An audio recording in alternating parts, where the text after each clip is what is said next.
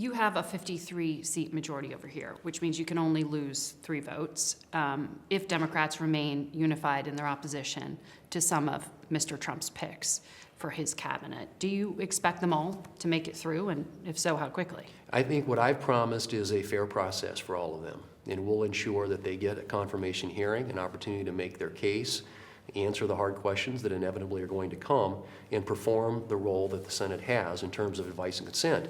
But I also believe that the president deserves, I defer to the president, when it comes to his picks, and I would say this of any president, they deserve a lot of latitude.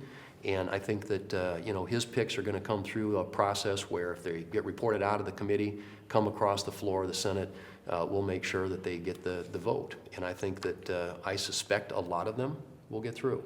And we'll see about all of them. Remains to be seen, but I think that's why we have the process, and we will adhere to that process and give all of these nominees an opportunity to make their case. You've said you have to see if Democrats play ball or not, but you don't need Democrats to get these through.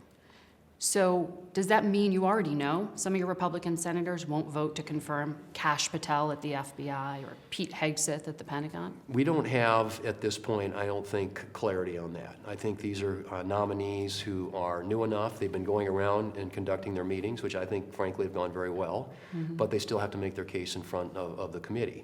And, we don't know all the information about some of these nominees. I think we know a lot about them. But they deserve a fair process, and that's what we've committed to and promised, and I expect to deliver on. And ultimately, whether or not they get through that process is going to be up to each individual senator and how they decide to vote. We have a 3-vote margin in the Senate, as you point out, but I do think that in most cases, at least, most of our Republican senators are inclined to give the president the people that he wants in these positions. Given the process that they go through and whether or not they can manage the committee process and ensure that they get to the floor for vote. Does that include FBI background checks? I know often the ranking members get them on armed services, for example, but some of your colleagues, they want to see Pete Hegseth's FBI background check before they vote. Right, and I think that's going to be determined largely by the committee chairs. I think there will be an interest, obviously.